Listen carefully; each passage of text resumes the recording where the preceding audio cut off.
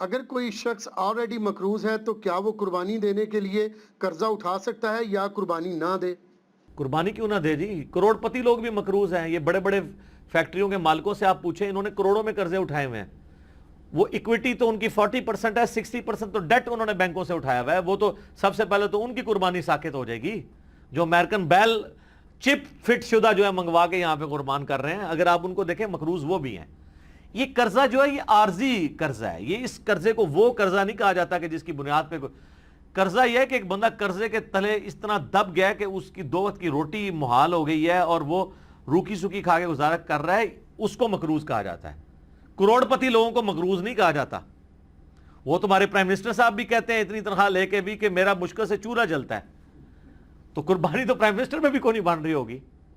اس طریقے سے اگر دیکھا جائے بڑے بڑے فیکٹری آنرز جو ہیں تو وہ اس طرح نہیں ہے.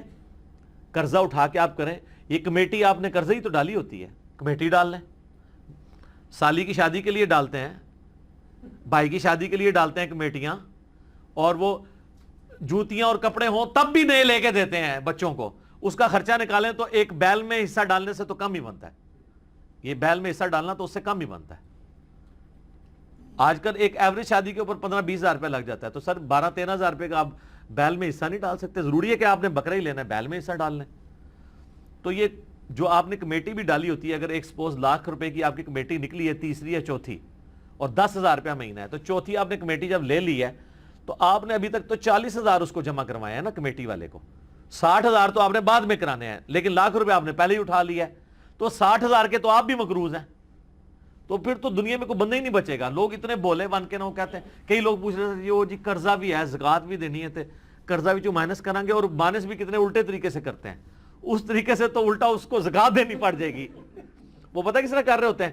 مثلا ایک بندے کا کاروبار ہے 1 کروڑ روپے کا, 40 لاکھ روپیہ اس کا اپنا تھا سرمایہ, 60 لاکھ اس نے بینک سے اٹھایا قرضہ. کتنا ہو گیا؟ 1 کروڑ. اب وہ جب حساب کرنے لگتا ہے نا سال بعد, وہ کہتا ہے جی میں نے 1 کروڑ روپے کاروبار میں لگایا ہوا ہے, تو 1 کروڑ کی زکات جو ہے وہ کیسے نکالی. وہ پھر کہتا ہے کہ دیکھیں جی میرا تو اپنا تھا 40, 60 میں نے بینک سے اٹھایا, تو 60 میں سے 40 نکل گئے, تو 20 لاکھ کا تو میں ابھی بھی مقروض ہوں. تو میں تو مقروض ہوں, میں کیوں زکات دوں گا. حالانکہ وہ بیوقوف بھول جاتا ہے کہ کاروبار میں اس نے 1 کروڑ لگایا ہوا ہے. یہ 60 لاکھ 1 کروڑ میں سے مائنس ہونے ہیں, 40 لاکھ میں سے نہیں مائنس ہونے. 40 لاکھ تو اس کا اپنا تھا نا, 60,000 اس نے قرضہ اٹھایا, تو ٹوٹل کتنا ہوا؟ 1 کروڑ. اب کاروبار میں 1 کروڑ لگا ہوا ہے, 1 کروڑ میں سے 60 لاکھ مائنس ہونا ہے. اپنے 40 جو بھی وہ 60 کاٹ دیتے. ٹھیک ہے. ویسے ماشاءاللہ آپ ان کو دیکھیں, ان پڑھ چٹے ان پڑھ ہے, کروڑوں کا بزنس کر رہے ہیں. آپ کو جناب زبانی پورے دن کا حساب کتاب بتا دیں گے, اور نام نہیں اپنا لکھ سکتے. کاروبار میں اتنے تیز ہیں. دعائے قنوت پھر بھی نہیں یاد ہوگی ان کو. جنازے تو ویسے ہی نہیں آتا نا, غور پہ ہے کوئی اور. تو یہ سارے بہانے ہیں جی قربانی کے. میں تو پوری کوشش کرتا ہوں کہ اس کے اوپر لوگوں کو ترغیب دلائی جائے کہ قربانی نہ مس کریں. سر یہ بہت بڑی نعمت ہے. آپ قیامت والے دن اور کچھ نہیں ہے تو حضرت ابراہیم علیہ السلام سے سفارش کے لیے عرض کر سکتے ہیں. ان کی سنت کو زندہ رکھا, ان کی سنت آپ نے زندہ, سنت ابراہیمی کو زندہ رکھا. کوئی ایک نیکی اپنے ساتھ رکھیں اور اچھی چیز قربان کریں, ریاکاری کے لیے نہیں. جس طرح وہ یہ بھی دیکھیں آپ, یہ ٹی وی چینلز پہ شروع ہو جائے گا. وہ کراچی میں ایک بندہ ہے, وہ جناب بچپن میں ایک بیل اوپر 30 منزل پہ 4تھی منزل پہ چڑھا لیتا ہے, پھر وہ کرین آتی ہے اس کو اتارنے کے لیے. اس طریقے سے ایک بندہ ہے وہ جناب امریکن بیل منگواتا ہے, اس میں چپیں فٹ ہوئی ہوتی ہیں. تو اگر یہ وہ اللہ کے لیے اچھا جانور دینا بہت اچھی بات ہے, لیکن اس کی نمائش نہیں ہونی چاہیے. ریاکاری ہوئی تو اعمال برباد ہونے کا خدشہ ہے. مسند احمد میں حدیث ہے, جس نے دکھلاوے کے لیے نماز پڑھی اس نے شرک کیا, حالانکہ پڑھی نماز ہے. دکھلاوے کے لیے روزہ رکھا اس نے شرک کیا, اور دکھلاوے کے لیے اللہ کی راہ میں صدقہ کیا. یہ صدقہ ہی ہے نا اللہ کی راہ میں قربانی کرنا, تو اس نے شرک کیا. اور جو مسلم شریف میں حدیث ہے کہ قیامت والے دن ایک سخی کو, ایک شہید کو, ایک قاری کو بلایا جائے گا, اللہ تعالیٰ تینوں کو اپنی نعمتیں گنوائے گا. تو پوچھے گا تو نے میرے لیے کیا کیا؟ شہید کہے گا یا اللہ جان دے دی, اور کیا کرتا, اس سے بڑی کیا بات تھی؟ اللہ کہے گا اس لیے دی کہ لوگ تجھے بہادر کہیں, لہذا دنیا میں تیری بڑی تعریف ہوئی ہے, اوندھا منہ کر کے دوزخ میں. سخی کو اللہ تعالیٰ پوچھے گا, کہے گا یا اللہ میں نے تو اتنا کچھ خیرات کیا, میں تو مسجد کی ٹوٹیوں کے اوپر نیم پلیٹ بھی لگوائی کہ فلاں سیٹ صاحب نے یہ وضو خانہ اور ٹائلٹ بنوایا ہے، اور بھی تو یقین نہیں آتا بریکٹائن۔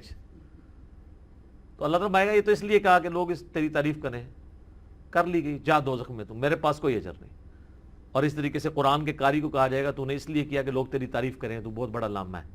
تو تجھے دنیا میں لوگوں نے ماشاءاللہ اتنی مدہ ذلہ دامت برکاتم عالیہ اور حافظہ اللہ، آیت اللہ، یادگار اسلاف،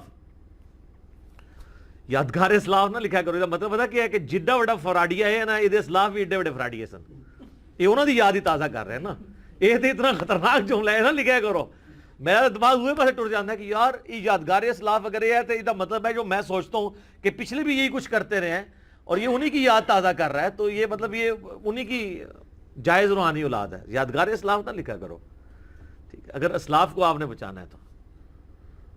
اور یہ باتیں کرنا صرف آسان ہے، دین کے اوپر چلنا بڑا مشکل کام ہے۔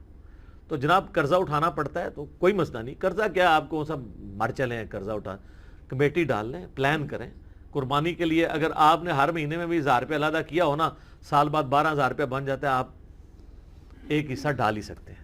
تو اس کو جس طرح باقی خرچے رکھے ہوئے ہیں نا، بچوں کی فیس، بچوں کی فیسیں آج کل 2000 سے تو سٹارٹ ہو رہی ہیں ایک عام نارمل سکول کے اندر، تو 24,000 روپے تو آپ بچوں کی فیس بھی سال کی دے رہے ہیں، ٹھیک ہے۔ کرونا کی وجہ سے پھر بھی حیا نہیں آئی ہے اسکول والوں کو کہ پیسے ہی کچھ کم کر دیں، فیسیں آپ سے پوری لے رہے ہیں، تو سال میں 1000 روپے علیحدہ کر کے آپ اللہ کی نام میں قربانی نہیں کر سکتے؟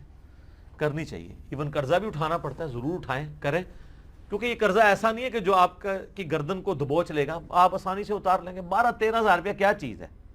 اب اس چکر میں نہ پڑ جائے کہ میں نے جا کے 50,000 روپے دی کوئی بیتل بکری جا کے لینی ہے، تو وہ تو ظاہر ہے اتنا بڑا ہاتھ بھی نہ ڈالیں آپ، ٹھیک ہے، نارمل قربانی کر لیں جو آپ گھر میں۔ اچھا بعض لوگ ہیں گھر میں موٹا گوشت کھانے کو عیب اور گالی سمجھتے ہیں، اور جب قربانی کا موقع آتا ہے تو وہ بڑے گوشت میں حصہ ڈال دیتے ہیں پیسے بچانے کے لیے۔ تو چاہیے یہ ہے کہ پھر جو اگر آپ چھوٹے گوشت کو پریفرلی گھر میں کھاتے ہیں، صرف چھوٹا گوشت جو کھا رہے ہیں میں ان کی بات کر رہا ہوں، جو مکس کر کے کھا رہے ہیں ان کی نہیں بات کر رہا، تو آپ کو پھر قربانی بھی چھوٹے گوشت کی ہی دینی چاہیے۔ لن تنالوا البر حتى تنفقوا مما تحبون، تم کبھی بھی نیکی کے اعلیٰ درجے کو نہیں پا سکتے جب تک کہ پسندیدہ چیزیں اللہ کی راہ میں خراب نہ کرو۔ ویسے موٹے گوشت سے آپ گن کھائیں اور کہیں جی ساڑھے گھر سے پکدہ ہی چھوٹا ہے، جو قربانی دی واری آئے تھے وہ جناب موٹے گوشت کا حصہ 13,000 روپے کا بن رہا ہے اور بکرا جو ہے وہ آ رہا ہے 30,000 روپے کا، ادھر جناب تمہیں یاد آ جائے کہ وہ جی ابراہیم علیہ السلام جڑے نا وہ بھی بنایا بچڑا لائے سن فرشتیاں واسطے، تے موٹا گوشت تے سنت ابراہیمی ہے، ٹھیک ہے۔ سر بڑا گوشت سنت ابراہیمی ہے اور چھوٹا گوشت سنت محمدیہ ہے صلی اللہ علیہ وآلہ وسلم۔ بخاری مسلم میں حدیث شفاعت جو ہے وہ سٹارٹ ہی اس سے ہوتی ہے کہ نبی علیہ السلام کے سامنے دستی کا بکری کا گوشت رکھا تھا، آپ وہ ساتھ ساتھ کھا رہے تھے اور آپ نے شفاعت والی حدیث بیان کی کہ قیامت والے دن سب کے سب لوگ پہلے حضرت آدم کے پاس جائیں گے۔ وہ حدیث کا آغاز ہی بخاری مسلم کا اس سے ہوتا ہے، اور اس سے یہ بھی ثابت ہوا کہ کھانا کھاتے ہوئے گفتگو کرنا سنت ہے، لیکن یہ اس میں احتیاط بھی ہے۔ بعض لوگ بہت بڑے بڑے نوالے لیتے ہیں، ساتھ گفتگو کرتے ہیں، بعض کا سانس کی نالی میں چلا جائے نا تو لگ پتہ جانا جائے۔ یہ جو منع کرتے ہیں نا لوگ کھانا کھاتے ہوئے بولنا نہیں چاہیے، یہ کوئی شرعی مسئلہ نہیں ہے، بلکہ اس لیے کہا جاتا ہے کہ وہ کھانا کھاتے ہوئے بعض اوقات وہ سانس کی نالی میں چلے جاتا ہے۔ اور آپ کو پتہ ہے یہ جینون بیماری بھی ہے بعض لوگوں کو، میں کئی ایسے لوگوں کو جانتا ہوں جن کو معدے کا ایشو ہے نا، ان کو ڈاکٹرز نے باقاعدہ کہا ہوا ہے کہ آپ نے کھانا کھاتے وقت نا صرف کھانا کھانا ہے، نہ باتیں کرنی ہے، نہ ٹی وی دیکھنا ہے، اور آپ نے اپنے ذہن میں حاضر کرنا ہے کہ آپ کھانا کھا رہے ہیں، کیونکہ دماغ کے سگنل پھر وہ ایسے چلیں گے کہ آپ کا خوراک کی نالی میں نہیں جائے گا۔ یہ جینون پرابلم ہے۔ یہ اذانیں شروع ہو چکی ہیں، بقیہ کے سوالات انشاءاللہ اذانوں کے وقفے کے بعد انشاءاللہ۔